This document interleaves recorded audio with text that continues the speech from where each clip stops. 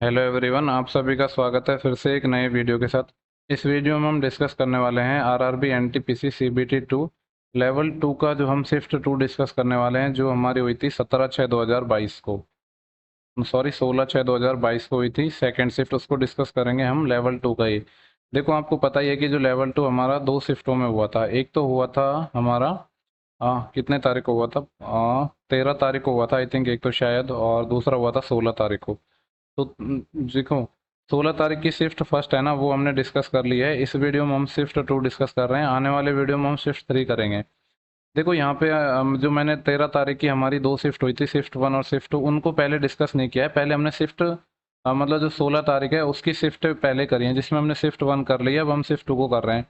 ये मैंने पहले इसलिए करवाई क्योंकि बहुत सारे लोगों की कमेंट में डिमांड थी कि मैं जो 16 तारीख की है वो पहले करवाऊँ, तो इसलिए मैंने ये पहले करवा दी। बाकी देखो, करवानी तो मेरे को सारी हैं, किसी को भी पहले करवा दो, किसी को भी बाद में करवा दो, मुझे तो कुछ फ़र्क पड़ने वाला नहीं है। लेकिन आप लोगों की डिमांड थी तो मैं ये शिफ्ट पहले करवा रहा हूँ। और इसके बाद देखो, अगर आपको पता ही होगा, आप रेगुलर मेरे वीडियो देख रहे हो, तो लेवल 5 की जितनी भी शिफ्ट थी हम कंप्लीट कर चुके हैं। लेवल 3 की भी जितनी भी शिफ्ट थी उनको भी हम कंप्लीट कर चुके हैं। और लास्ट मंथ लेवल 4 और 6 जो हुआ था, उसके जो मैथ और रीजनिंग सेक्शन है उनका तो मैंने आपको वीडियो लास्ट मंथ ही प्रोवाइड करवा दिया था। तो यहाँ पे सिर्फ हमारा लेवल 2 बचा है, जिसकी भी हमने एक शिफ्ट तो कर ली है। अभी टोटल मिला के टोटल 4 शिफ्ट और रह रही हैं, जिसमें से एक अभी इस वीडियो में हो जाएगी। इसके बाद हमारी 3 शिफ्टें और बचेंगी, जिनको मैं जल्दी अपलोड कर दूंगा। एक विद इन 1 डेज में वो सारी वीडियो हैं वो आपको मिल जाएंगी।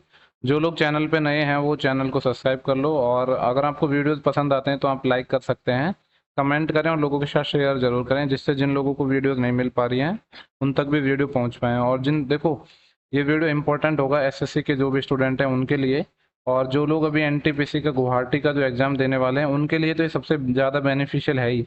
इसके साथ ही जो हमारा आने वाले टाइम में आज जहाँ तक मोस्ट प्रोबेबल चांस है कि ग्रुप डी का एग्ज़ाम हमारा जुलाई लास्ट में स्टार्ट होगा, तो उन लोगों के लिए भी ये वीडियो है वो हेल्पफुल होगा। ठीक है। बाकी देखो, कोई सा भी एग्ज़ाम हो जिसमें मैथ रीजनिंग आता है उन सब के लिए इंपॉर्टेंट तो होगा ये, क्योंकि इसमें क्वेश्चंस हमारे उन्हीं सब टॉपिक्स को कवर कर रहे हैं जो मोस्टली सब एग्ज़ाम में आते हैं। चलो, तो हम बिना किसी देरी के हम स्टार्ट करते हैं हमारा सेशन। सीधा हम क्वेश्चंस पे आते हैं। सबसे पहले है हमारा क्वेश्चन नंबर 4। देखो, क्वेश्चन नंबर 4 क्या है। बोल रहा है कि यदि 13.5 किलोग्राम अंगूर का जो मूल्य है वो 681.75 रुपये है, तो 12 किलोग्राम अंगूर का मूल्य कितना होगा? देखो, ये बड़ा ही आसान क्वेश्चन है। 13.5 kg की जो वैल्यू हमें गिवन है दैट वाज 681.75 है। तो यहाँ से 12 की वैल्यू निकालनी है, तो एक यूनिट की वैल्यू निकाल लेते हैं पहले, मतलब 1 kg की वैल्यू निकाल लेंगे हम। ये 13.5 kg की है तो कितना आ जाएगा? 681.75, और जिसमें भाग देंगे 13.5 का। और वैल्यू निकालने किसकी? 12 की, तो 12 से ये मल्टीप्लाई भी कर देते हैं इसको। अब इसको हम सॉल्व कर लेते हैं। देखो, अगर मैं इसका पॉइंट हटाऊंगा तो ऊपर एक जीरो आएगा, और इसके हटाऊंगा तो नीचे दो जीरो आएंगे। तो ऊपर वाले एक जीरो से नीचे वाले एक जीरो कट जाएगा, तो बेसिकली नीचे एक जीरो आएगा। ठीक है। तो ये पॉइंट हटा देता हूँ मैं, यहाँ पे नीचे जीरो लगा देता हूँ। अब इसको सिंप्लीफाई कर लेते हैं। तो 15 से कट जाएगा शायद, ये 15 से हम काट लेते हैं इसको। 15 नम्बर 135 90, और 15 से इसको काटेंगे तो 15 चौके 60, बचे 8 81 हो गया। अब 15 से काटेंगे तो 15 पाँच 75, बचे 6 67 हो गया अब हमारा। तो 15 चौके 60, बचे 7, फिर 75 हो जाएंगे, 15 पाँच 75। ठीक है। और देखो, 9 से भी शायद ये कट ही जाएगा। 9 से मैं इसको काटूंगा तो 10 टाइम, और 9 से अगर मैं इसको काटूंगा तो ये कितने टाइम कटेगा? 9 पंजे 45 और 9 पंजे 45, 505 टाइम कट जाएगा। और इसको मैं 12 से मल्टीप्लाई कर देता हूँ, तो 12 पंजे 60, और कितना आ जाएगा? 12 पंजे 60, कितना आ जाएगा? 10 का भाग और लग रहा है, इससे ये कट जाएगा, तो कितना आएगा? 606 आएगा हमारा आंसर। यही पूछा था कि जो 13 किलो 12 किलो जब हम अंगूर खरीदते हैं तो उनका मूल्य कितना होगा, तो वो 606.0 हो जाएगा, जो कि ऑप्शन नंबर 2 था। तो ये तो बड़ा ही आसान हमारा क्वेश्चन है। बाकी देखो, इस शिफ्ट में ओवरऑल जो हमारी शिफ्ट 1 हुई थी ना, उसके कंपैरिजन में ये शिफ्ट हमारी थोड़ी इजी है। बाकी क्वेश्चन जब जैसे जैसे आएंगे तो आपको पता भी चल जाएगा उस चीज़ का। इसके बाद जो हमारा नेक्स्ट क्वेश्चन है वो है क्वेश्चन नंबर 8। देखो, यहाँ पे बोल रहा है कि दो पोल्स हैं are on either side of a rod. जो रॉड के क्या हैं, दोनों साइड और है। मतलब देखो, ये एक पोल्स मान लो ये है, ये एक दूसरा पोल्स है, और ये हो गया हमारा रॉड। बोले a 20 metre long ladder is placed between the two poles. ये पोल है, इनके बीच में 20 मीटर एक लंबी सीढ़ी हम लगा रहे हैं। दोनों केस में 20 मीटर है, ये भी 20 मीटर है, ये भी 20 मीटर है। कहा गया है when the ladder rest against one pole, एक पोल है उसके साथ 60 डिग्री का एंगल बनाती है, और जो दूसरे पोल है उसके साथ 30 डिग्री का एंगल बनाता है। यानी एक मान लो ये 60 के बनाती है और इसके साथ 30 डिग्री का एंगल बनाती है। पूछा क्या है calculate the width of the rod, यानी ये वाली लेंथ निकाल दी हमें, ठीक है। तो और √3 की वैल्यू है 1.732 यूज करना है। तो देखो आपको पता है 10 60 लगाते हैं हम, तो 60 के सामने √3, ये 1 और ये कितना आता है 2 यूनिट। 30 की बात करते हैं तो ये 1 और ये √3 और ये 2 यूनिट। देखो इस वाले जो पहले ट्राइंगल की अगर मैं बात करूँ, तो यहाँ पे 2 यूनिट की वैल्यू 20 है, 1 यूनिट की वैल्यू 10 है, तो यहाँ 1 यूनिट की वैल्यू इतनी, ये वाली दूरी कितनी आ जाएगी 10। और इस सेकंड केस की बात करूँ तो 2 की वैल्यू 20 है, 1 की वैल्यू 10 है, तो √3 की वैल्यू कितनी आ जाएगी 10 √3। ये यहाँ से यहाँ तक की हो गई। अगर मैं टोटल डिस्टेंस की बात करूँ तो कितनी होगी 10 प्लस 10 √3, इतना हो गया ना 10 प्लस 10, और √3 की वैल्यू है 1.732। तो देखो 10 से मल्टीप्लाई करने का मतलब है पॉइंट एक आगे चले जाएगा, तो ये हो जाएगा 17.32। तो 17 और 10 कितना आएगा 27.32। इस सवाल का हमारा आंसर होना चाहिए, जो कि है ऑप्शन नंबर 27.32। तो कोई सा भी ऑप्शन नहीं है यहाँ पे, कुछ मिस्टेक कर दी क्या हमने इस सवाल में। हाँ, बोल रहा था कि 20 मीटर लॉन्ग लैडर है जो प्लेस की जाती है दो पोल्स के बीच में, जब एक के साथ एंगल 60 डिग्री का बनाती है and other pole its angle of 30 degree. Calculate the width of the rod, ठीक है। 60 के केस में √3.2, 2 की वैल्यू 20 है, 1 की वैल्यू 10 आ गई, 10 आ गई, तो 2 की वैल्यू 20 है, 1 की वैल्यू 10, 10 √3 को करना 1.73, तो 17.32 और 27.32, ठीक है। देखो 27.32 ही आएगा इस सवाल का आंसर। इसमें या तो कुछ लैंग्वेज में मिस्टेक है। वैसे देखो आपको अगर एग्जाम में आंसर लगाना था ना, तो √3 है उसमें 17.32 आता है, तो तुक्का मारना होता। तो अगर मैं आपकी जगह होता तुक्का मारता ना, तो 17.32 के मल्टीपल में ही मैं कुछ मानता, और 3 इतनी कम तो आएगी नहीं, जब लेडर की जो लेंथ है 20 मीटर है। तो 34.64 आप तुक्का मार सकते थे, लेकिन देखो वो तो तुक्का मारने वाली बात अलग हो गई। मेरे हिसाब से ये क्वेश्चन गलत है। बाकी आप कमेंट बॉक्स में बताना कि आपने इसका क्या आंसर किया था, और हो सकता है इसमें कुछ थोड़ा मिसप्रिंट हो। बाकी मेरे को ये क्वेश्चन लग रहा है गलत, ठीक है। और आई थिंक मेरे को लग रहा है अब तो जो इन्होंने जो ऑब्जेक्शन है उसका भी, मतलब जो डेट है वो शायद खत्म हो गई है। और देखो ये 16 की सिर्फ 2 डिस्कस कर रहे हैं ना, इसमें एक और भी क्वेश्चन गलत था अगर आपको ध्यान होगा तो। इसमें एक हमारा था जो 70 400 है, वो वाला एक क्वेश्चन गलत था। तो इस शिफ्ट में कई क्वेश्चन गलत दे दिए इन्होंने, ठीक है। बाकी देखो आप अब बताना इस क्वेश्चन में अगर हमने कुछ मिस्टेक की हो तो। बाकी मेरे को लग रहा है मैंने एकदम करेक्ट किया है, और 27.32 ऑप्शन होना चाहिए, जो कि है नहीं। चलो हम नेक्स्ट क्वेश्चन की बात करते हैं। क्वेश्चन नंबर 9 है। ये बोल रहा है कि ABCD क्या है, एक चक्रीय चतुर्भुज है। आपको पता है कि चक्रीय चतुर्भुज क्या होता है, जिसकी जो चारों साइड्स होती हैं वो सर्कल के सरकमफ्रेंस पे होती हैं, उसी को हम बोलते हैं चक्रीय चतुर्भुज, साइक्लिक क्वाड्रिलेटरल। तो ये क्या है हमारा ABCD, A B C और D कहा गया है। क्या बोल रहा है, जिसकी वजह AB है वो ABCOD से होकर जाने वाले वृत्त का एक सेकंड, साइड AB है वो ABC और D से होकर जाने वाले वृत्त का व्यास है। यानी AB इसका क्या है, व्यास है, डायमीटर है, तो इस पे कहीं सेंटर भी होगा, ठीक है। मान लो कि यहाँ पे सेंटर होगा। बोल रहा है कि एंगल ADC है वो 129 है। ये क्वेश्चन मैंने आपको एनालिसिस में करवाया था अगर ध्यान हो तो आपको, ठीक है, जिसका आंसर 39 ही आया था। एंगल ADC 129 है, ADC ये वाला एंगल हमें 129 दिया है। तो आपको पता है कि जो चक्र चतुर्भुज होता है उसमें आमने सामने का एंगल 180 होता है। जब ये 129 है तो 180 में से 129 जाएंगे तो कितना बचेगा, 30 और 50, ये 51 बच गया।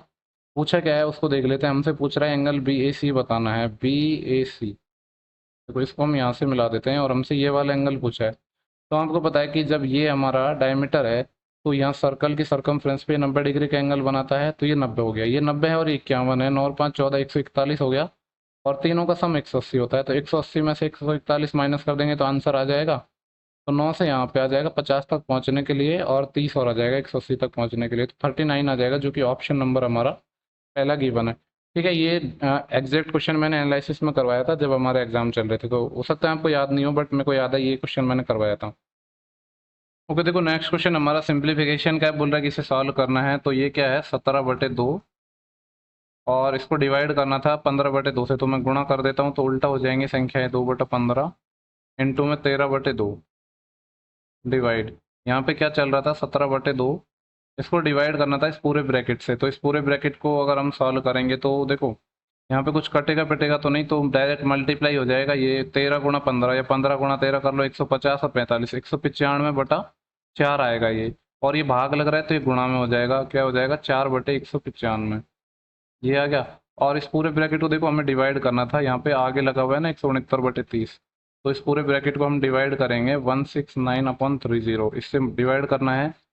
तो इसको अब थोड़ा सॉल्व कर लेते हैं, कुछ कटे पिटेगा तो ठीक है, 2 से तो ये 2 चले जाएगा, और कुछ जा रहा है क्या? इस वाले 2 से ये वाला 2 भी चले जाएगा, और इस 15 से ये भी कट जाएगा। 15 कम 15 बचे कितने? 4, 15 × 45, 13 बचा ना। और ऊपर वाले 17 से ऊपर वाला 17 चले गया, तो बचा क्या है? देखो ऊपर हमारा 13 बचा है, और यहाँ पे क्या है? 1/13 है, तो ये 13 ऊपर ही मल्टीप्लाई में चले जाएगा, तो 13 × 13 ये हो गया। इसको डिवाइड करना है किससे? 169/30, तो 169 और 30 ये ऊपर चले जाएगा। अभी भी कुछ छोड़ दिया है हमने, मेरे को ऐसा लग रहा है। यहाँ पे 13 बचा था, और यहाँ का ये 13 ऊपर चले गया ना, और इस 4 को तो छोड़ ही दिया है। देखो नीचे एक 4 और बचेगा ना, ये वाला जो 4 है इसको तो हमने कहीं पे लिया ही नहीं है, ये वाला 4 और आ जाएगा, तो 169 हो जाए, सॉरी क्या कर रहा हूँ मैं। हाँ, 13 का स्क्वायर 169 है, ये कट जाएगा, तो कितना बचेगा? 30/4 होगा ना, और 30/4 मतलब 15/2। 15/2 का मतलब है 7.5 आंसर आना चाहिए इसका, 7/1/2, जो कि है ऑप्शन नंबर 3। इसके बाद नेक्स्ट क्वेश्चन को देखते हैं। तो नेक्स्ट क्वेश्चन हमारा है, क्वेश्चन नंबर 13 है। दिखने में भयानक लग रहा है, लेकिन भयानक होगा नहीं। बोल रहा है ब्याज की गणना हम चक्रवृद्धि आधार पर कर रहे हैं, तो 55,800 रुपये है कि एक भाग को 20% वार्षिक चक्रवृद्धि ब्याज पर 2 वर्ष के लिए दिया योजना ए में, और शेष जो राशि है उसको 20% वार्षिक साधारण ब्याज के दर के लिए 4 वर्ष के लिए योजना बी में इन्वेस्ट किया। दोनों योजनाओं में समान ब्याज प्राप्त होता है। यहाँ पे जो लाइन है ना, ये बड़ी इंपॉर्टेंट है। हमारी 2 स्कीम है, एक स्कीम ए है, एक स्कीम बी है। ठीक है, टोटल 55,800 हमारा अमाउंट पैसा था। तो जो पहली वाली स्कीम है इसमें 20% के हिसाब से हम इन्वेस्ट कर रहे हैं 2 ईयर के लिए, और ये जो है ये हमारा सीआई का केस है। जो सेकंड स्कीम है इसमें भी हम 20% के हिसाब से इन्वेस्ट कर रहे हैं, और 2 ईयर के नहीं 4 ईयर के लिए इन्वेस्ट कर रहे हैं, लेकिन ये एसआई का केस है। बोल रहा है कि दोनों योजनाओं में समान ब्याज प्राप्त होता है, तो योजना ए में निवेशित धनराशि है वो कितनी है? तो देखो इसमें 2 साल में सीआई के हिसाब से आपको पता है 20 का कितना हो जाएगा, कितना हो जाएगा? 44%। 20+20+20 × 20/100, वही A+B/AP/100 वाला हम जब फॉर्मूला लगाएंगे तो ये 44% आ जाएगा। तो इस वाली स्कीम में हमारा ब्याज हो जाएगा 44%, ए का 44%। ए हमारा कुछ प्रिंसिपल रहेगा, उसका 44% हो जाएगा ये। सेकंड वाली स्कीम में मैं बात करूँ तो एसआई की है, तो सिंपली 80% ब्याज हो जाएगा, और ये दोनों ब्याज बराबर दिए हैं। इसका मतलब है ए का जो 44% है सिर्फ ब्याज बराबर दिए हैं, अमाउंट नहीं है, और ये है बी का 80%। ये दोनों हमारे इक्वल हो जाएंगे, तो यहाँ से ए और बी का रेशियो निकाल लेंगे ना हम इजीली। ये आ जाएगा 80/44। 4 से काटूंगा 20 टाइम, और 4 से काटूंगा 4 कम 4, 4 कम 4, तो 20 और 11, ये 31 यूनिट है। इसकी वैल्यू क्वेश्चन में कितनी दी है? 55800। पूछा क्या है? ए में कितनी धनराशि निवेशित की, यानी 20 यूनिट की वैल्यू पूछी है। तो 1 यूनिट की वैल्यू के लिए पहले तो इसको भाग देंगे, तो 31 से भाग देते हैं हम, तो 31 से कम 31 बचेंगे कितने? 5 में से गया तो 4, और 5 में से 3 गया तो 2, 24, फिर हम उतारेंगे 8, और 31 अंटे 8 टाइम चले जाएगा, यानी 1 यूनिट की वैल्यू 1800 आ गई। हमें निकालना है 20 यूनिट की वैल्यू, तो यह आ जाएगा 1800 × 20, तो 36,000 आ जाएगा। 18 दूनी 36, और 3 जीरो इसके साथ चिपक जाएंगे। तो यही पूछा था, जो कि 36 हो गया। देखो यहाँ पे हमारा सॉरी ब्याज इक्वल करना था, अमाउंट को इक्वल नहीं करना। तो मैंने पहले निकाल लिया कि योजना ए में टोटल कितना % ब्याज मिलेगा, योजना बी में कितना ब्याज मिलेगा, फिर मैंने दोनों को इक्वल कर दिया। ठीक है, तो आपको क्लियर हो गया होगा क्वेश्चन। नेक्स्ट क्वेश्चन है हमारा, क्वेश्चन नंबर 14 बोल रहा है कि यदि एक वर्ग है जिसकी हर एक साइड में हम 50% की वृद्धि कर दें, तो क्षेत्रफल में क्या वृद्धि होगी? आपको पता है कि 50% कितना होता है हमारा? 1/2 होता है। देखो ये परसेंटेज से आपको खेलना आना चाहिए, सब कुछ खेल परसेंटेज का ही है अर्थमेटिक में, तो इवन एडवांस में भी परसेंटेज का बहुत बड़ा रोल है।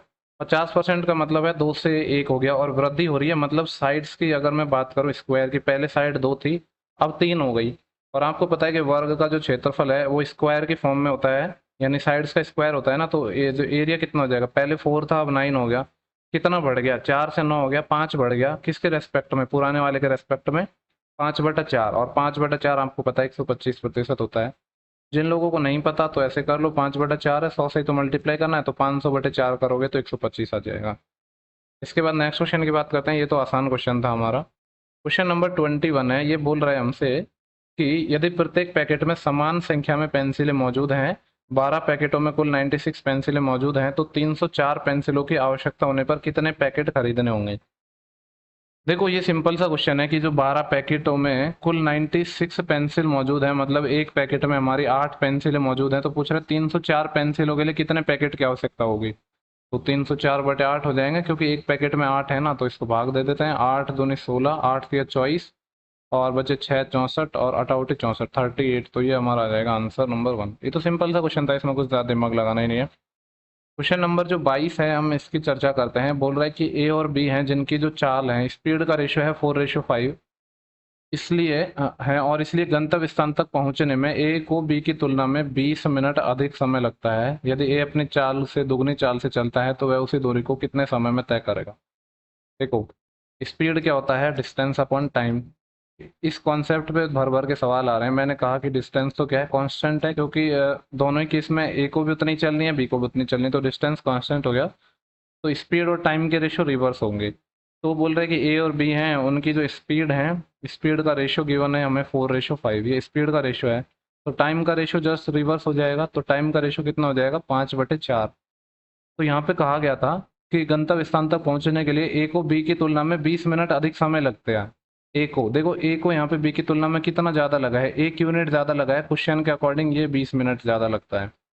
पूछा क्या है वो देखते हैं। बोल रहे हैं ठीक है, पहले तो हम स्पीड निकालेंगे। तो देखो यहाँ से क्या आ गया, एक की वैल्यू 20 है, 5 की वैल्यू 100 मिनट, यानी ए को लगते हैं 100 मिनट, और ये जो बी है इसको हमारे लगते हैं 20 चौके 80 मिनट, इसको हमारे 80 मिनट लगते हैं। तो क्या निकालना था, यदि ए अपनी चाल दुगनी चाल से चलता है तो वह उस दूरी को कितने समय में तय करेगा। तो यहाँ से पहले तो डिस्टेंस निकाल लेते हैं। ए देखो 100 मिनट में चल रहा है, मिनट को मैं आवर में बदल लेता हूँ, तो 60 का मैं भाग दे दूंगा। और स्पीड कितनी थी, ए की 4 यूनिट। तो ये 0 से 0, और कुछ कटेगा क्या, ये देखो 10 चौके 40/6 आ गए, जिसको मैं काटूंगा तो 20/3। ये हमारी डिस्टेंस आ गई किलोमीटर में। हमसे पूछा क्या है कि अगर ए अपनी डबल स्पीड से चलता है तो टाइम कितना लेगा। तो जब ए अपनी डबल स्पीड से चलेगा तो डिस्टेंस इतनी रहेगी 20/3, लेकिन स्पीड डबल है, यानी पहले 4 थी तो अब 8 से चलेगा, तो कितना टाइम लगेगा। तो 4 दूनी 8 और 4 पंजे 20। तो यह आ जाएगा 5/6। आवर में आया है, मिनट में बदलने के लिए 60 से मल्टीप्लाई कर दिया। 6 दाई 60, तो 5 दाई 50 मिनट, तो 50 मिनट इसको लगेंगे। यही पूछा था हमसे, जो कि ऑप्शन नंबर हमारा 4th हो जाएगा। तो इस सवाल में समझने में मैं उम्मीद करता हूँ कि आपको कोई तकलीफ हुई नहीं होगी। इसका बेसिक सा कॉन्सेप्ट है, और इस कॉन्सेप्ट पे हर शिफ्ट में हमारा जो सवाल आया है, तो जिससे आपको कॉन्सेप्ट है वो थोड़ा क्लियर भी हो गया होगा, अगर आपने इस तरीके से पहले नहीं पढ़ा है तो। चलो नेक्स्ट क्वेश्चन की बात कर लेते हैं। तो नेक्स्ट क्वेश्चन है हमारा, कहाँ गया, क्वेश्चन नंबर 25 है। बोल रहे हैं कि निम्न आंकड़ों का बहुलक, बहुलक को कहते हैं इंग्लिश में मोड। और आपको पता है मोड क्या होता है, जो नंबर सबसे ज़्यादा बार रिपीट होता है वही हमारा मोड कहलाता है। तो हम ऑप्शन से उठाएंगे, क्या देखेंगे कि 29 क्या हमारा बहुलक है। तो 29 का अगर मैं रिपीटेशन देखूँ तो एक तो यहाँ पर आ रहा है और कहीं नज़र नहीं आ रहा है, तो एक बार तो सारे ही नंबर हैं, तो ये तो हमारा हो नहीं पाएगा। 15 को चेक कर लेते हैं, एक बार यहाँ नज़र आ रहा है, एक बार यहाँ नज़र आ रहा है, 2 बार, और एक बार यहाँ नज़र आ रहा है, तो और एक बार यहाँ नज़र आ रहा है, तो 15 4 बार नज़र आ रहा है। तो हमारा बहुलक हो सकता है, क्योंकि एग्जाम में तो हमें आंसर नहीं पता था ना, तो सब कुछ चेक करेंगे। 19 को चेक करूंगा अब मैं, तो 19 को चेक करूंगा तो 19 एक यहाँ नज़र आ रहा है, एक यहाँ नज़र आ रहा है, और एक यहाँ नज़र आ रहा है, 3 टाइम ही नज़र आ रहा है, जबकि ये 4 टाइम था। इसका मतलब है ये हमारा नहीं हो सकता। 26 को देख लेते हैं, एक टाइम तो ये है, सिर्फ एक ही टाइम है, इसका मतलब है ये भी नहीं हो सकता। तो सिर्फ जो हमारा ऑप्शन नंबर क्या है, 2 है, वही होगा, क्योंकि जो 15 है वो 4 टाइम रिपीट हो रहा है, और जितने ज़्यादा बार जो रिपीट होता है उसी को कहते हैं हम बहुलक। बहुलक को इंग्लिश में कहते हैं हम मोड। देखो ये कितना बेसिक सा क्वेश्चन आ गया। बोल रहे कि निम्नलिखित में से कौन सी संख्या है वो 15 से विभाज्य नहीं है। 15 का मतलब होता है 5 और 3 से डिविजिबल। अब देखो 5 से तो सारे ही हैं, तो हमें 3 से चेक करने होंगे, और 3 का आपको पता है कि सम ऑफ डिजिट अगर हमारा 3 से डिविजिबल है तो नंबर है वो हमारा 3 से डिविजिबल हो जाता है। तो सम ऑफ डिजिट देख लेते हैं हम। इसका करेंगे तो देखो 3 के मल्टीपल या तो हटा दो या सबको जोड़ ही लो। 2 और 3 5, 5 और 4 9, 9 तो पूरा कट जाएगा हमारा, और 5 7 12, तो ये 12, यानी ये तो डिविजिबल हो रहा है, लेकिन क्वेश्चन में पूछा था कि कौन सा डिविजिबल नहीं है, तो ये नहीं हो सकता हमारा। इसको चेक करते हैं, तो 3 तो कट जाएगा, और 8 4 12, ये भी 3 से कट जाएगा, 7 5 12 ये भी कट जाएगा, तो 5 बचेगा। 5 नहीं हो पाएगा, तो ये हो सकता है। अभी ये नहीं कह रहे हम होगा, हम कह रहे हैं हो सकता है, क्योंकि एग्जाम में आंसर नहीं पता था ना हमें, तो सभी चेक करने पड़ते।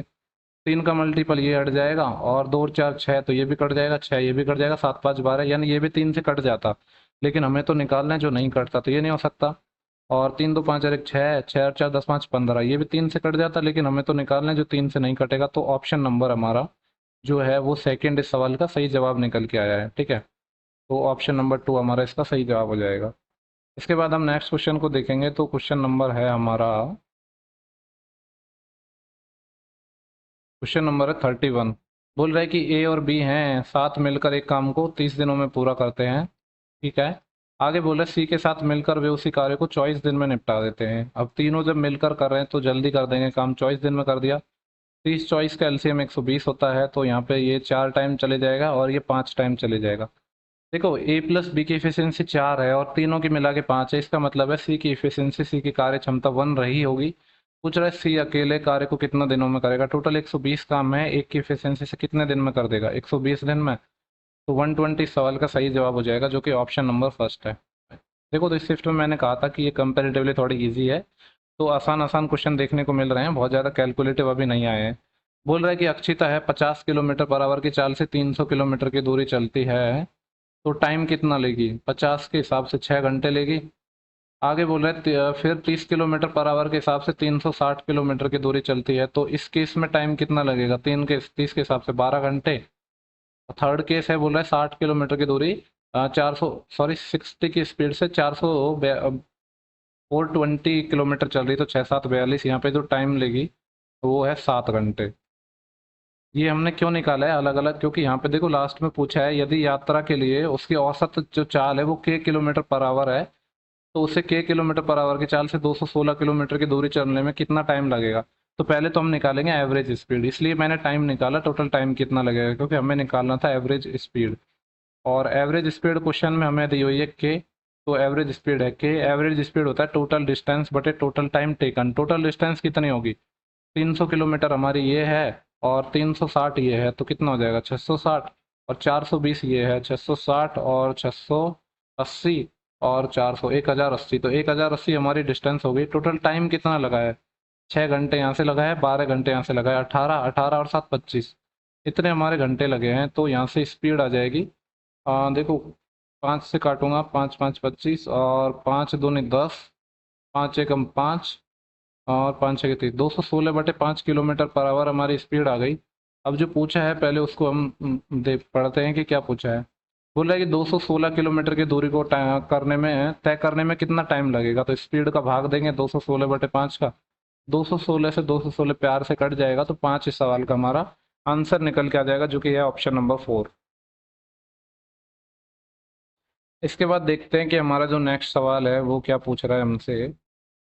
तो नेक्स्ट सवाल है क्वेश्चन नंबर 41। ये कह रहा है कि एक वर्ग है जिसके विकर्ण की लंबाई 18 सेंटीमीटर है।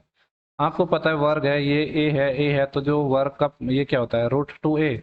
तो यही तो हमें गिवन है, √2a है, इसकी वैल्यू 18 है, यानी 18 को मैं क्या लिख सकता हूँ, 9 गुणा √2 गुणा √2। ठीक है, मैंने इसको इसलिए लिखा क्योंकि मेरे को √2 काटना था। ये √2 से √2 कट जाएगा, तो a की वैल्यू कितनी आ जाएगी, 9√2 आ जाएगी। पूछा है वर्ग का परिमाप, वर्ग का परिमाप यानी इसका 4 गुना कर दो, 4 ही तो वर्ग का परिमाप होता है, तो 4 नाम 36, 36 √2 आ जाएगा, जो कि ऑप्शन नंबर हमारा थर्ड है। देखो मैं इस शिफ्ट को फास्ट इसलिए करा रहा हूँ थोड़ा, क्योंकि इसमें हमें को आसान आसान क्वेश्चन देखने को मिल रहे हैं, क्योंकि देखो हमें बाकी शिफ्ट भी कंप्लीट करनी है और मेरे पास भी थोड़े टाइम की कमी है, तो मेरे को जल्दी से ये सारी शिफ्ट खत्म करनी है जिससे आपको बेनिफिट मिल सके। जो नेक्स्ट क्वेश्चन है, बोल रहा है बेलन का आयतन निकालना है। बेलन मतलब सिलेंडर का वॉल्यूम पूछ रहा है, जिसके जो आधार का क्षेत्रफल 1386 है और ऊंचाई 30 है, हाइट तो 30 है, और बेलन का आधार एक सर्कल होता है, और सर्कल का जो आपको पता ही है कि एरिया क्या होता है, पाई आर स्क्वायर, और पाई की वैल्यू भी रख देते हैं 22/7 आर स्क्वायर। ये हमें गिवन है 1386। तो यहाँ से हम काटा पीटी करेंगे, 22 से ही काट लूँ क्या, 22 6 की 132 और बचे 6 66, 22 या 66। तो देखो आर स्क्वायर आ गया, तो रिजल्ट को मैं लिखूंगा 7 गुणा 9, और ये जो 7 है इधर से मल्टीप्लाई मोर चले गया, तो आर कितना आ जाएगा, दो 7 मिल के एक बाहर आ जाएंगे रूट से, और 9 का 3, तो 7 गुणा 3 21 सेंटीमीटर हमारी क्या आ गई, त्रिज्या निकल के आ गई।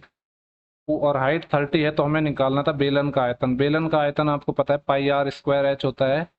पाई की वैल्यू हम रख देंगे 22/7, आर हमारा 21 आया है, तो 21 गुणा 21 स्क्वायर करना है ना, और एच 30 है। इसको सिंप्लीफाई करेंगे तो हमारा आंसर हमें मिल जाएगा। और मैं यूनिट डिजिट की बात करूँ तो 7 से तो 3 टाइम कट जाएगा, और 3 दूनी 6 और 8 8 यूनिट डिजिट आएगा। 8 ही की ऑप्शन में, ज़्यादा सोचना ही नहीं है, बाकी आप मल्टीप्लाई कर लेना इसको।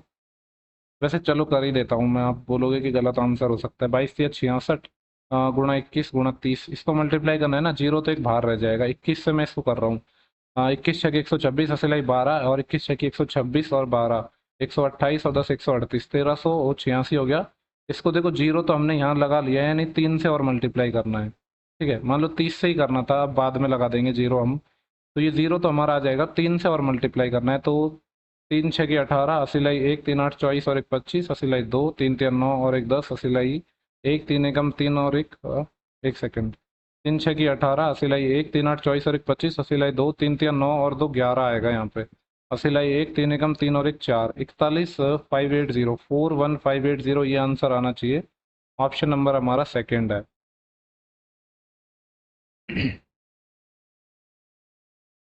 इसके बाद क्वेश्चन नंबर हमारा 59 है। ये बोल रहा है कि एक आधार है, किसका आधार है, लंबवत शंकु का।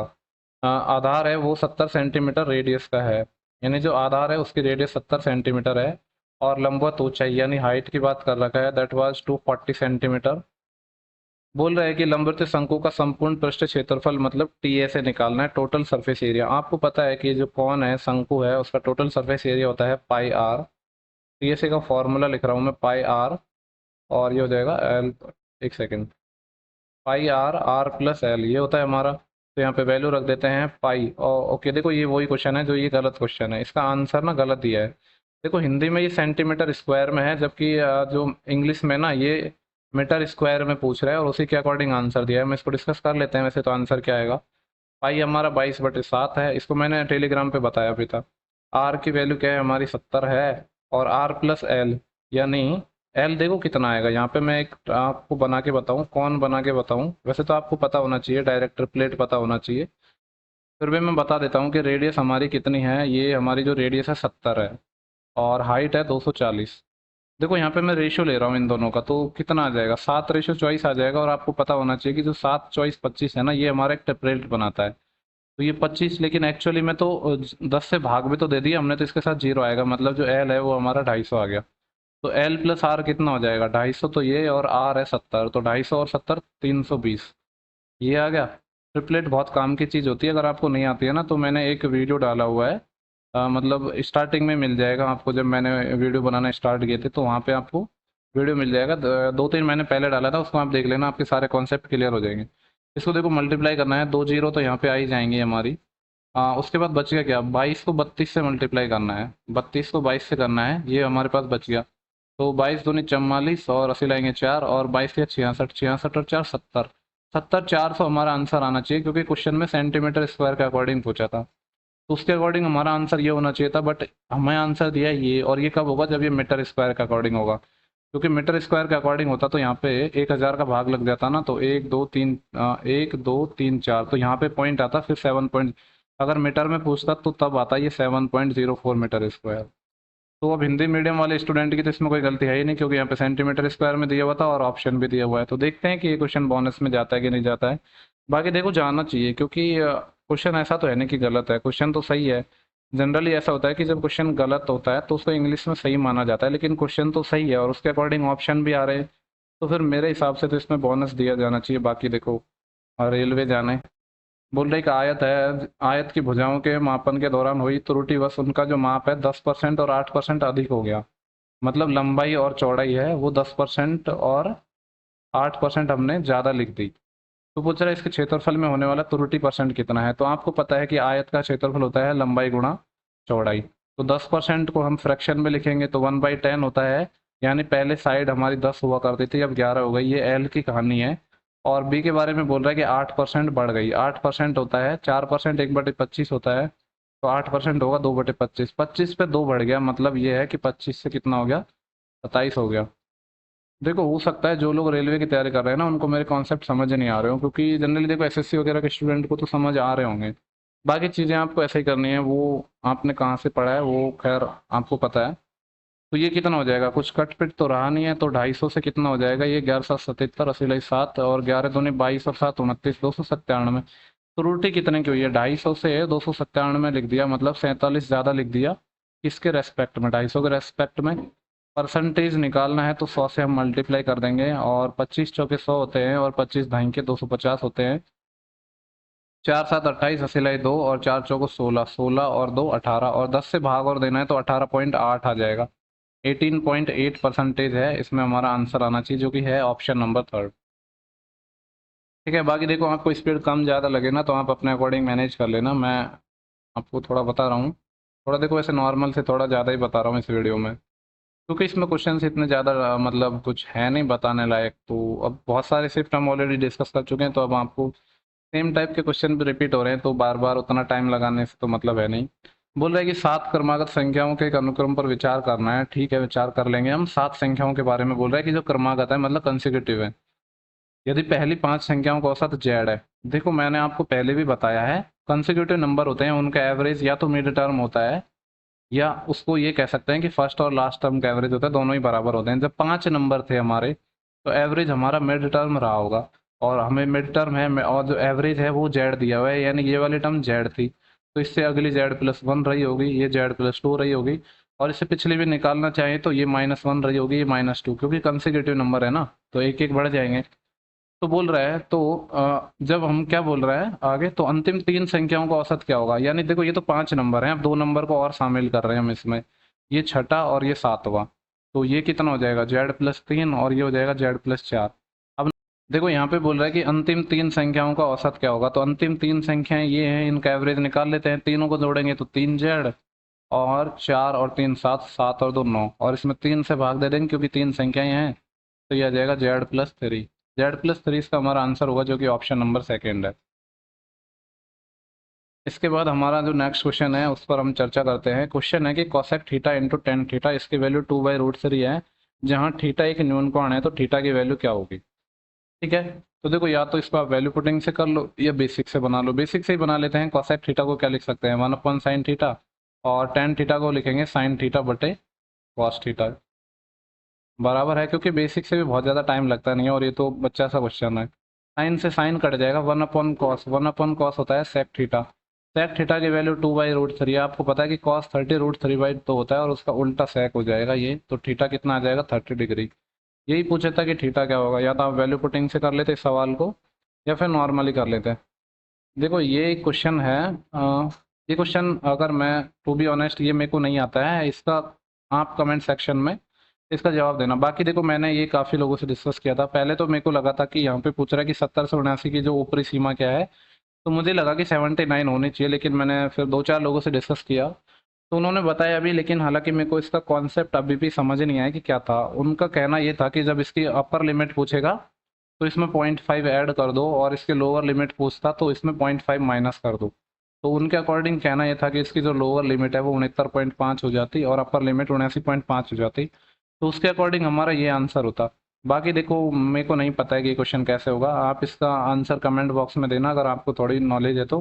क्योंकि देखो स्टैटिक्स की नॉलेज मेरे को इतनी नहीं है, क्योंकि मैं जनरली जो एसएससी है उसका पैटर्न जो उसका सिलेबस है उसी को मैंने ज़्यादा पढ़ा है, और उसी को मैं करवाता भी हूँ, तो नहीं है इसके बारे में नॉलेज। बाकी देखो मैं अगर थोड़ा ढूंढता तो मेरे को आंसर मिल जाता, पर मेरे को लगा कि इसमें ज़्यादा टाइम वेस्ट करना मतलब नहीं है। अगर आपको आता होगा तो ठीक है।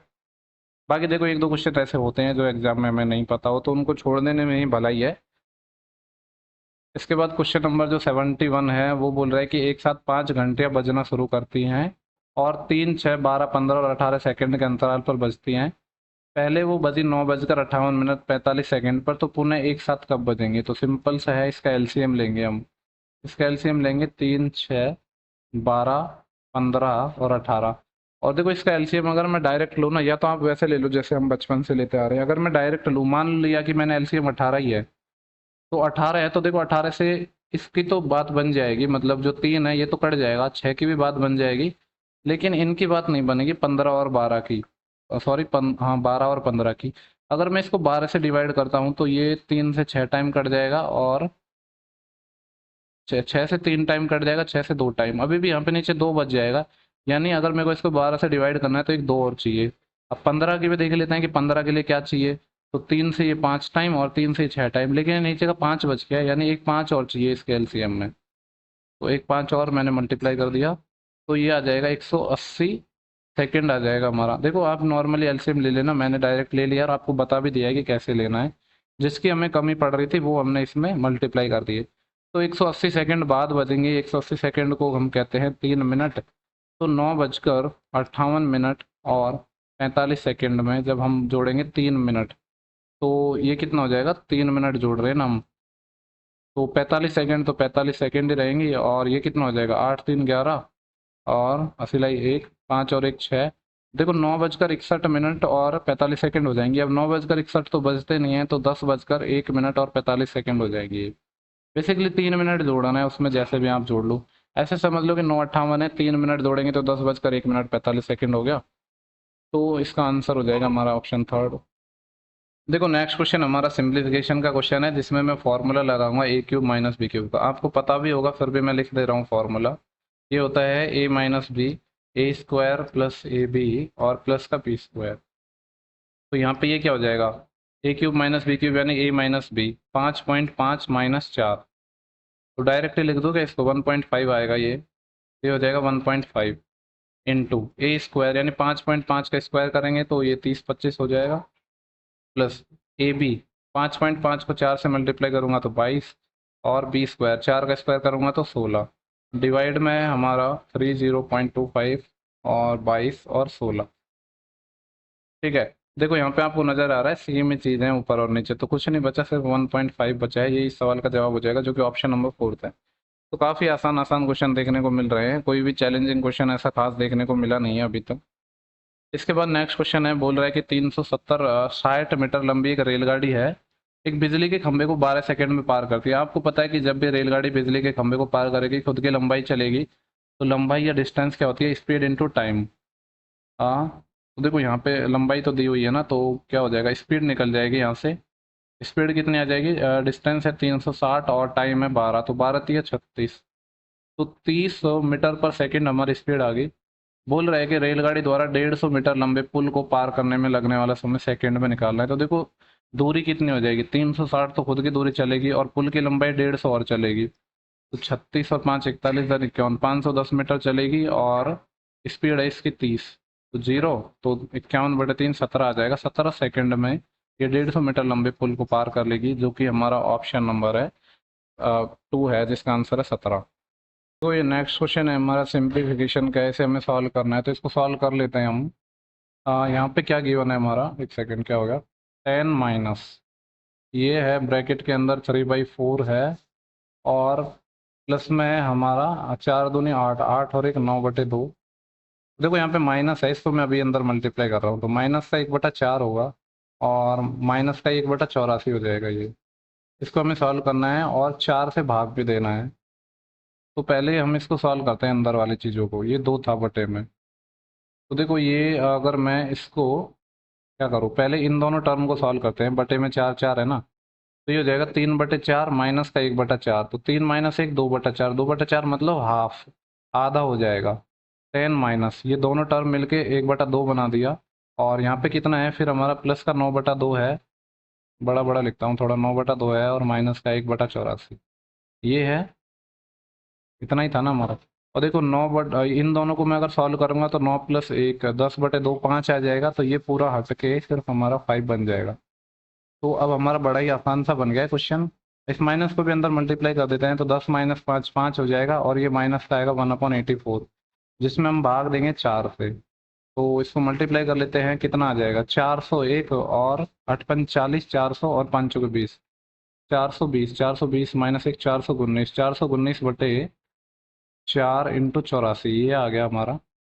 तो ये हो जाएगा 419, और यहाँ पे 4 चौके 16, 80 1 4 8 32 और 1 33, 336 ये है। अगर मैं यहाँ पे भाग दूँ तो 336 का एक टाइम जाएगा, बचेगा कितना यहाँ से, और 9 में से 6 जाएगा तो 3 आएगा, लेकिन 3 किसी ऑप्शन में नहीं आ रहा है, कुछ गड़बड़ कर दी क्या हमने। ये था 10 माइनस 3/4 है, और 4 दूनी 8 और 1 9/2 माइनस का 1/4 और माइनस 1/84, 3 माइनस 1 2/4, 2/4 मतलब आधा, ये हमारा हाफ आया था। हाफ में हमने 9/2 जोड़ा, तो 10/2 5, 5 माइनस 1/84, 4 से भाग देना, हाँ, तो 10 माइनस 5 5, और देखो ये माइनस माइनस प्लस हो जाएगा, ये हमने मिस्टेक कर दी यहाँ पे, ये जो माइनस का था और बाहर भी माइनस है, ये प्लस बन जाएगा। तो बेसिकली ये कितना आया था हमारा, 418 आया था ना, नहीं, 420 आया था, जिसमें हम एक और जोड़ेंगे तो ये 421 आएगा। तो ये आएगा हमारा 421/336। तो एक बार चले गया, बचेगा कितना, 64 तो यहाँ से बच गया देखो, और 21 यहाँ से बच गया, 4 और 1 5 6 2 8 85। तो एक सही 85/336, ये इस सवाल का हमारा सही जवाब होगा, और जो कि ऑप्शन नंबर हमारा 2 गिवन है। ठीक है, तो ऑप्शन 2 है इस सवाल का हमारा सही जवाब हो जाएगा। इसके बाद देखते हैं कि जो नेक्स्ट क्वेश्चन है वो हमारा क्या है।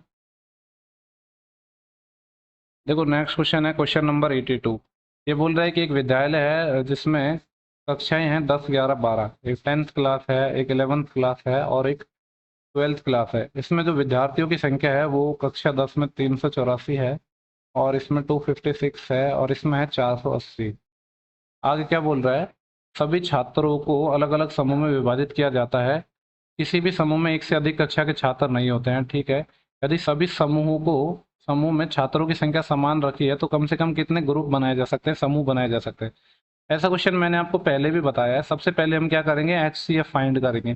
HCF फाइंड करने के बाद जितने भी जो हमारे नंबर है ना, यानी जो 384 है, इसमें हम HCF का भाग देंगे तो हमारे नंबर ऑफ ग्रुप आ जाएंगे।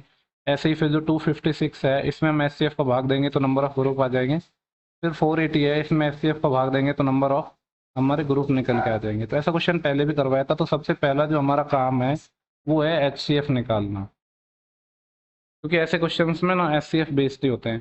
तो सबसे पहले हम HCF निकाल लेते हैं। तो HCF निकालने का आपको तरीका पता ही है कि हम क्या करते हैं, इनका डिफरेंस से निकालते हैं। वैसे तो फैक्टर करके निकाल सकते हैं, बट हम निकालते हैं डिफरेंस से। तो 14 में से जब 6 जाएगा, यानी 384 का डिफरेंस लेना है और 256 का लेना है।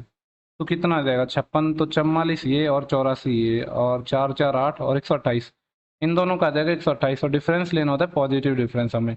इन दोनों का डिफरेंस लूंगा तो 44 जोड़ूंगा तो 300, और 180, और तो 180 और 44 कितना हो जाएगा, 8 4 12, और एक और एक दो, 224।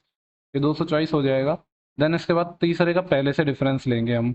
480 में से जब 384 जाएगा तो 16 ये, 80 ये, 96 बच गया। देखो अभी तो नज़र नहीं आ रहा है कि क्या HCF हो सकता है, तो हम वापस इनका डिफरेंस ले लेते हैं। तो 14 में 60 जाएगा तो 6 यहीं घसीट बढ़ जाएगी, और 22 में से 13 जाएगा इस बार, तो कितना बचेगा, 7 और 2 9 96। और इन दोनों का डिफरेंस लेंगे तो 96 तो ये है, यानी 4 जोड़ेंगे तो 100, और 124 और तो 128 आ जाएगा ये। और अगर हम पहले और लास्ट का डिफरेंस लेंगे तो 4 ये, 28 4 32। देखो अब समझ आ रहा है कि 32 इसका HCF होगा, क्योंकि इसमें भी 32 छिपा हुआ है। ये 32 गुणा 3 है, ये 32 गुणा 4 है, और ये तो 32 है ही। तो सबसे बड़ा कॉमन फैक्टर है वो 32 आ गया। तो अब हम क्या करना है, जितने भी नंबर्स हैं, मैंने यहाँ पे बताया था कि इन सब में HCF का भाग देंगे। अब सब में ही 32 का भाग देना है, तो एक तो ये तरीका है कि अलग अलग 32 का भाग दे लो। दूसरा ही तरीका है कि सबको जोड़ के आप भाग दे दो 32 का, क्योंकि HCF तो सेम ही है ना। तो हम सबको जोड़ लेते हैं और 32 का भाग देंगे। तो सबको जोड़ेंगे तो कितना आएगा, 4 ये और 6 ये, 10, तो 10 जीरो, अस्सी लाई एक, एक और 8 9, 9 और 5 14, 14 और 8 कितना हो जाएगा, 22। 22 का 2 का सिलाई 2, 2 और 3 5, 5 और 2 7, 7 और 4 11, 1120। इसको काट लेते हैं, ये कट जाना चाहिए 16 से 2 टाइम, और 16 से 112, 70/2 35 आएगा। यही पूछा था कि कितने ग्रुप बन पाएंगे, तो 35 बन पाएंगे। ये एक अच्छा क्वेश्चन है HCF से, और ऐसा हमारा पहले भी क्वेश्चन आया था। अगर आपने जो प्रीवियस शिफ्ट देखे होंगे तो वहाँ पे मैंने ऐसा क्वेश्चन करवाया भी है। इसके बाद जो हमारा नेक्स्ट क्वेश्चन है उसको हम देख लेते हैं कि क्वेश्चन क्या है। ज़्यादा क्वेश्चन नहीं बचे हैं, शिफ्ट के कम ही बचे हैं, मुश्किल से 10 एक क्वेश्चन बच रहे होंगे। जो नेक्स्ट क्वेश्चन है, बोल रहा है एक वस्तु को 207 रुपये में बेचने पर शीतल को 28% की हानि होती है, तो वस्तु का क्रय मूल्य क्या होगा। देखो 100 रुपये की चीज़ थी और 28% की इस पे हानि हो गई, इसका मतलब ये है 72% में बेच दी, और 72% की वैल्यू क्वेश्चन के अकॉर्डिंग 207 दिया है। पूछा है वस्तु का क्रय मूल्य, यानी CP पूछा है, 100% की वैल्यू पूछी है।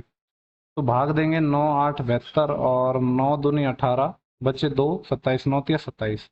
तो एक यूनिट की वैल्यू 23/8 आ गई, हमें निकालनी है 100 की, तो 2300/8 आ जाएगा। तो भाग दे लेते हैं, तो 8 दूनी 16, और बचेंगे कितने, 4 7 70, अटाउटी 64, 6 60, 8 7 56, 287 पॉइंट समथिंग आएगा। तो एक ही ऑप्शन है जो कि ऑप्शन नंबर पहला है।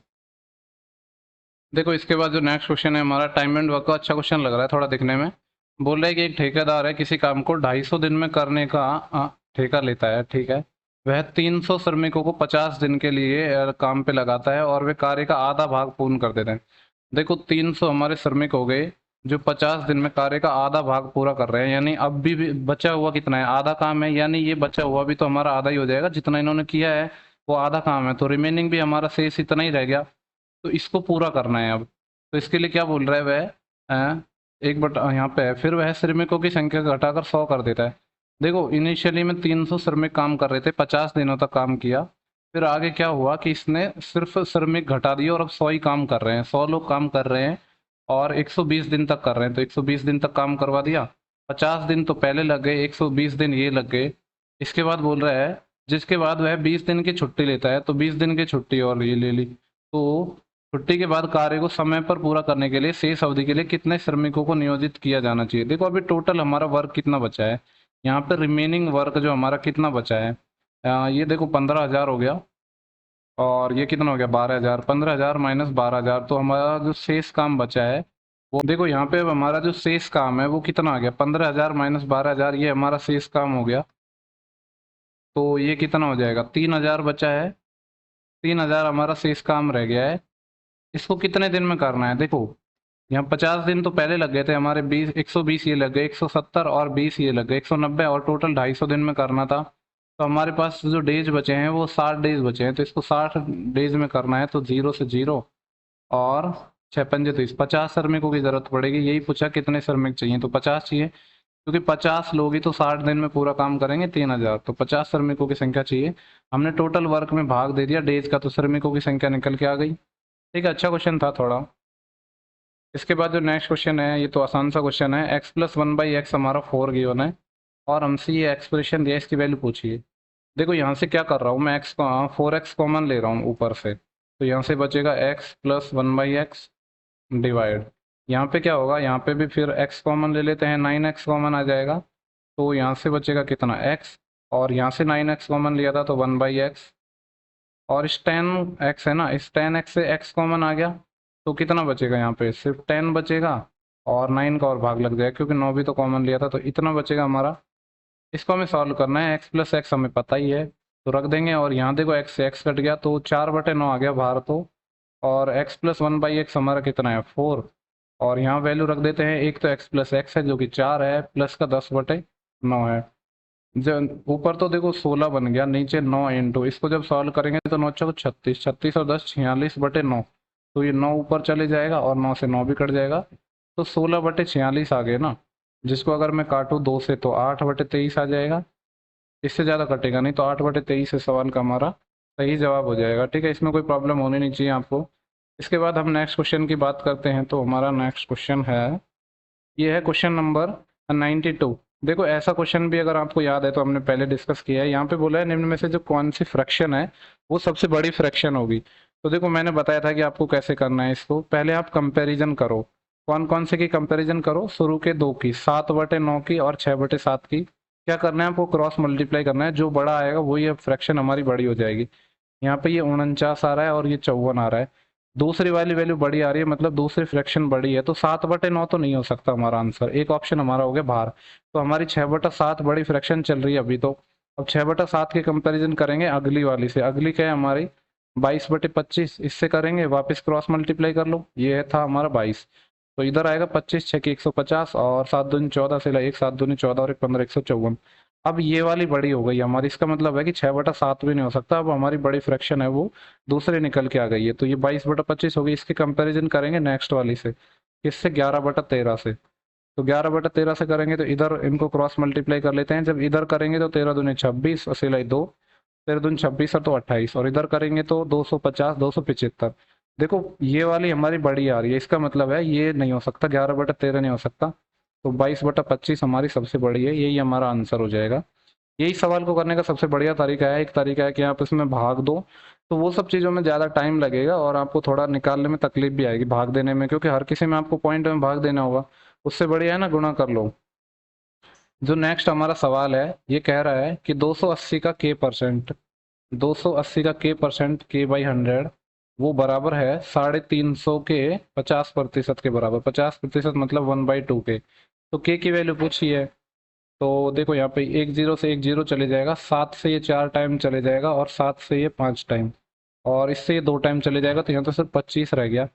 और हमें निकालना है के, तो ये 10 है, इधर मल्टीप्लाई हो जाएगा तो 250, और जिसमें 4 का भाग लगेगा, जिसको मैं लिख सकता हूँ 125/2, और 125/2 होता है 62.5। तो 62.5 आ जाएगा इसका आंसर, जो कि ऑप्शन नंबर हमारा 4 गिवन है। इसके बाद नेक्स्ट क्वेश्चन की बात करते हैं। तो नेक्स्ट क्वेश्चन हमारा क्वेश्चन नंबर 95 है। ये बोल रहा है कि 48,750 रुपये की धनराशि है 16% वार्षिक दर पर किसी गैर अधिवर्ष मतलब नॉन लीप ईयर की बात कर रहा है। तो 73 दिन का हमें साधारण ब्याज निकालना है। तो जब 73 डेज का पूछा है तो ये क्वेश्चन हमारे लिए इंपॉर्टेंट बन जाता है। देखो, आपको थोड़ी नॉलेज होनी चाहिए डेज के बारे में। जो नॉन लीप ईयर होता है इसमें टोटल डेज होते हैं कितने होते हैं हमारे, 365 दिन होते हैं। जो नॉन लीप ईयर होती है उसमें 365 डे होते हैं एक साल में।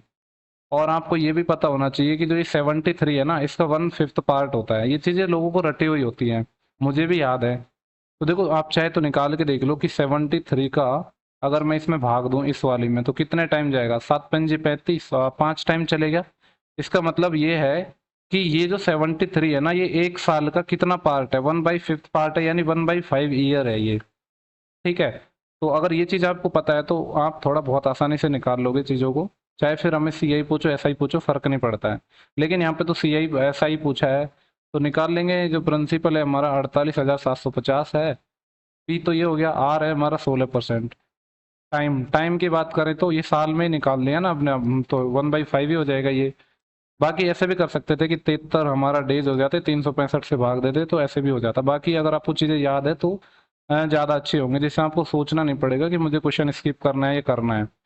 0 से 0 चले जाएगा और 5 से मैं इसको काटता हूँ तो 5 नाम 45 बचे 3 37 और 5 7 35 2 पचम 25, इतना आ गया। 16 से मल्टीप्लाई करना है, 16 पंजे 80, 80 लाई 8 और 16 सनते 112, 112 और 8 120, 80 लाई 12, 16 नंबर 144, 144 में जब हम 12 जोड़ेंगे तो 146 और 156, इसमें भाग देना है 10 का। तो 10 से एक जीरो कट जाएगा तो हमारा जो ब्याज है 73 दिन का वो 1560 रुपये निकल के आ जाएगा। तो आसान क्वेश्चन था, आपको डेज देख के घबराना नहीं है।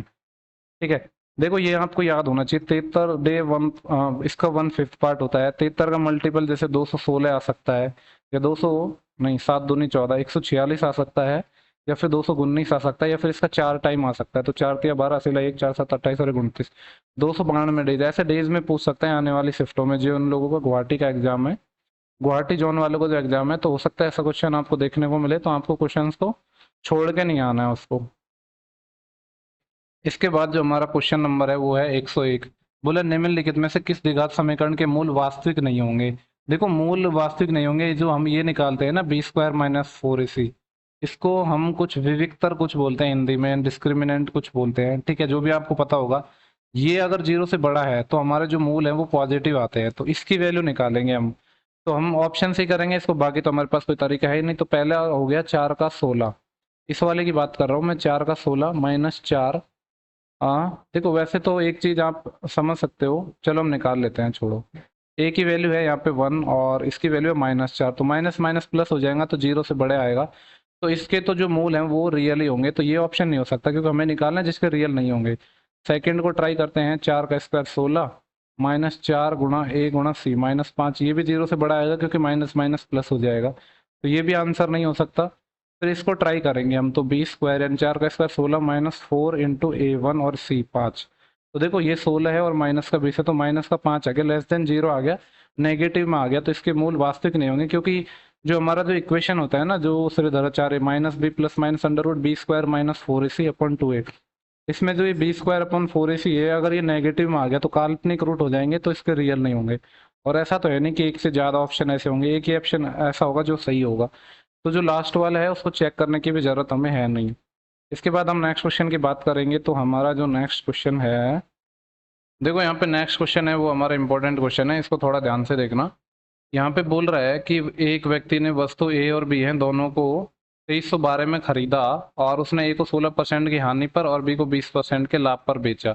ए और बी का विक्रय मूल्य सेम है, ये लाइन इंपॉर्टेंट है, ए और बी का विक्रय मूल्य सेम है। ठीक है, इसी लाइन से हमारा क्वेश्चन बनेगा। जब विक्रय मूल्य सेम है, आगे कहा गया है, तो ए और बी के क्रय मूल्य का अंतर निकालना है, सीपीज का डिफरेंस निकालना है। देखो, वस्तु ए की बात कर रहा हूँ और एक वस्तु बी की बात कर रहा हूँ।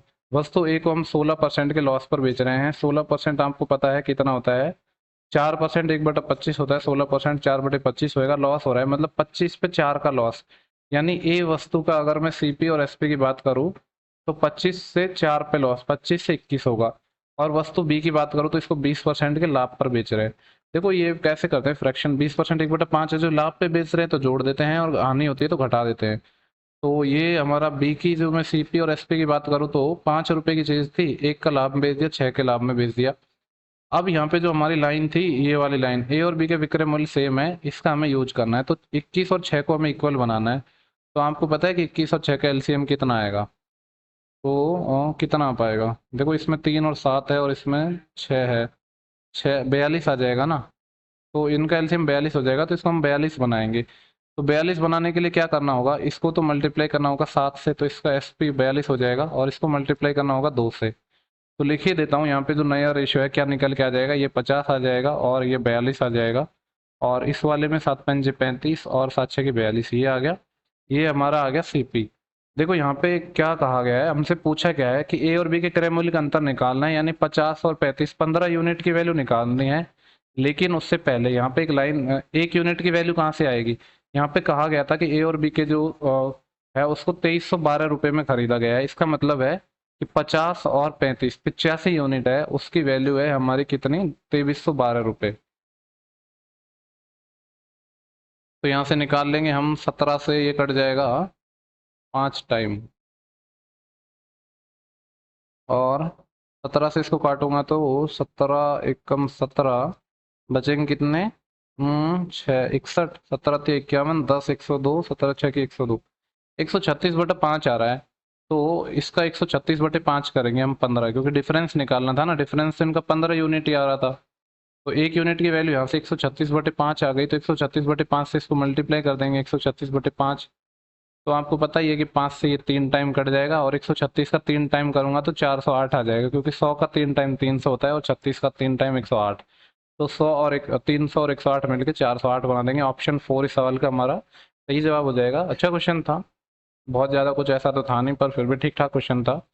इसके बाद जो नेक्स्ट क्वेश्चन है, ये क्वेश्चन भी भर भर के आया है यार शिफ्ट में।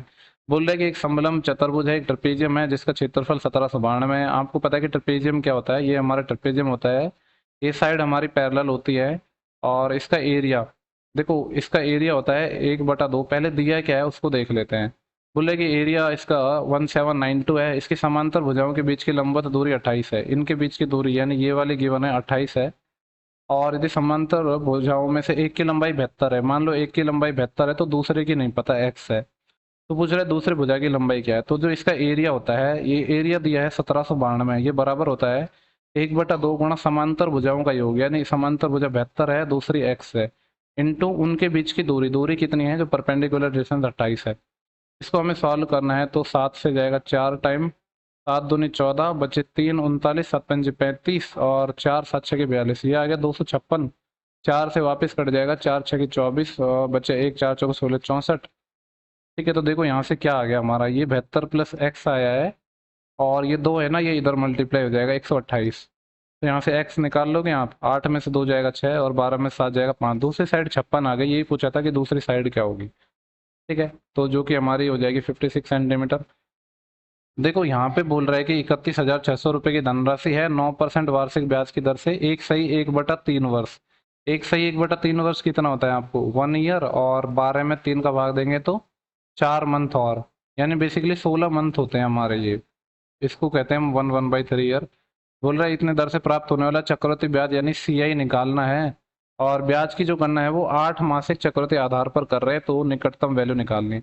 देखो 8 मंथ में कर रहे हैं, हमारी जो 12 महीने की रेट है वो कितनी गिवन है, दैट वाज 9%, 9% है, और हमें 8 महीने की निकालनी है। तो 1 मंथ की कैसे निकालते हैं हम, 12 का भाग दे देंगे, और 8 महीने की चाहिए तो 8 से गुणा कर दो इसको, तो 8 महीने की निकल जाएगी।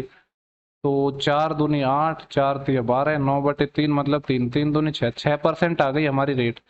देखो पूरा ब्याज हमें 16 मंथ का निकालना है, और रेट 6 आ गई, तो 8 मंथ की 2 साइकिल बनेंगी हमारी, 8 महीने 8 महीने की। तो 2 साइकिल बनेंगी, मतलब तो हमारा यही वाला फॉर्मूला लगा देते हैं हम, कौन सा, a plus B plus A B अपन 100 वाला, क्योंकि 2 में तो कोई फर्क ही नहीं है ना, यही ज़्यादा आसान पड़ जाएगा। 6 + 6 12, और 6 गुणा 6 36/100, तो 0.36 और आएगा।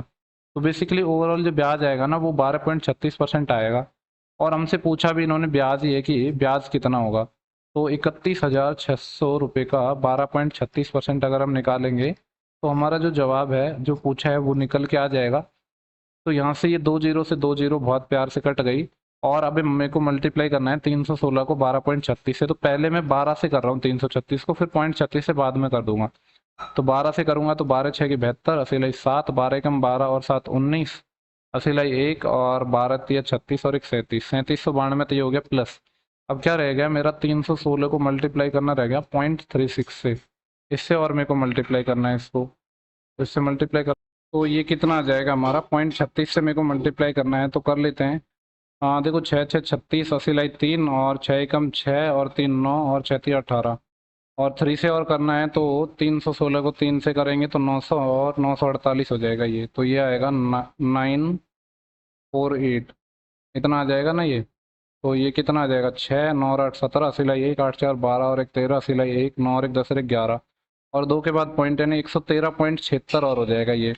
तो इसमें मेरे को 113.76 और जोड़ना है, तो ओवरऑल ये 0.76 और 3 2 5 9 और 1 10, असीलाई 1 7 और 1 8 और 1 9, और ये 3905.76 आ रहा है। तो अप्रोक्स में कितना हो जाएगा, 3906, 3906 हो जाएगा, जो कि ऑप्शन हमारा 2 गिवन है, क्योंकि अप्रोक्स में वैल्यू पूछी थी।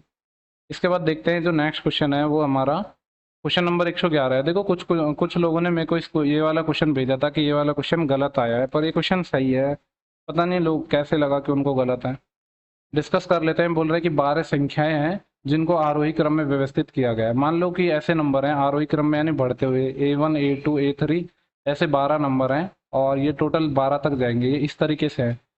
क्या कहा गया है कि अंतिम 11 संख्याओं का माध्य यानी एवरेज है वो 9 है। तो अंतिम 11 संख्याएं कौन सी होंगी, A2 A3 से लेकर A12 तक अंतिम हमारी 11 संख्याएं हो जाएंगी, क्योंकि एक संख्या ही तो बचेगी स्टार्टिंग की, टोटल 12 है।